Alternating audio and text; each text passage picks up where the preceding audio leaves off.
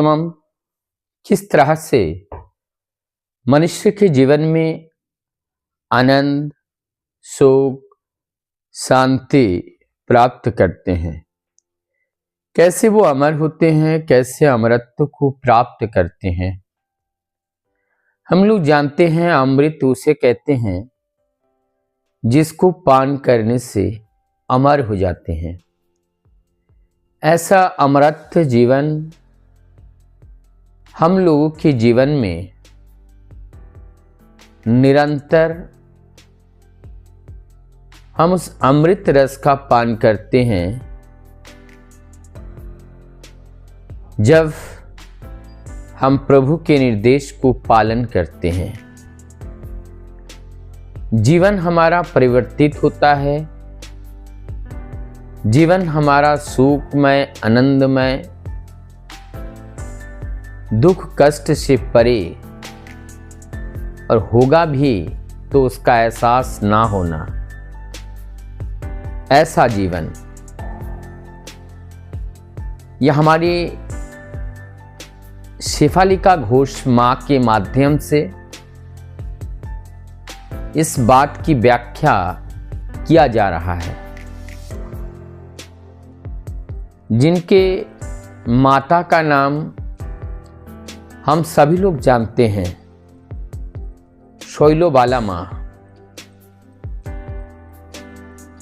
और शेफालिका घोष माँ का पिता का नाम है प्रकाश चंद्र बसु।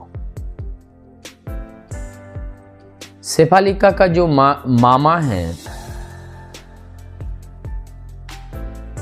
और वो मामा हम सब लोग जानते हैं सुशील चंद्र बसु। 1953 की बात है जब शेफालिका घोष मां का जीवन में एक अमूलतूल परिवर्तन आया। ये 1953 देवघर की बात है। इससे पहले उनके नाम से एक घटना जड़ा हुआ है और वो घटना है उनका नाम जो शेफालिका पड़ा, इसलिए पड़ा हिमायतपुर में पद्मा नदी के किनारे 2 मंजिल एक मकान बना हुआ था। नीचे का फर्श किया हुआ था और ठीक उसके सामने एक पारिजात का पौधा था। 2 मंजिल के ऊपर उस पारिजात के पौधे का जो फल फूल है उस 2 मंजिल के बारिंदा में गिरता था। अब बहरहाल जो भी हो, प्रसंग ऐसा है कि इन शेफालिका माँ का जन्म भी इसी जगह पे हुआ था, इसलिए उनका नाम भी शेफालिका पड़ा। धीरे धीरे बड़ी होती हैं। उनका जन्म तो आश्रम में ही हुआ, आश्रम में पाले पोसे बड़े हुए। उससे पहले की जो घटना है, जो शैलो माँ की जब शादी हुई थी, शैलो माँ दीक्षित थी और उनकी जो शादी प्रकाश चंद्र वसुधा से हुई थी वो दीक्षित नहीं हुए थे। बाद में शैलो माँ के क्रियाकलाप से, आचार आचरण, उनके व्यवहार से ठाकुर जी की वार्ता को सुनकर कैसे भी हो उनका दीक्षा हो गया। और वो हमारे प्रकाश चंद्र वसुधा विद्वान व्यक्ति थे, पढ़े लिखे थे, वो कार्यरत भी थे।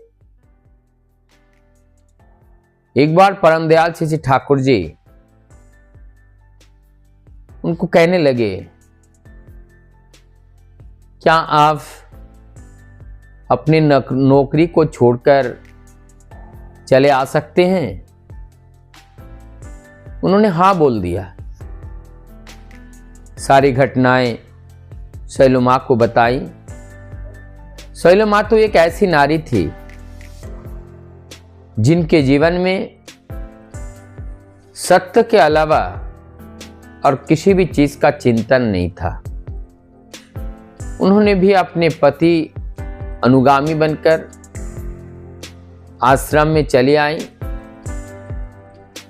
आश्रम का जो दायित्व उन लोगों के ऊपर दिया गया,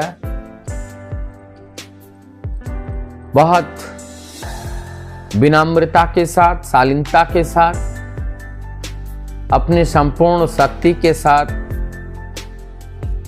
उस दायित्व को उन्होंने निर्वहन किया।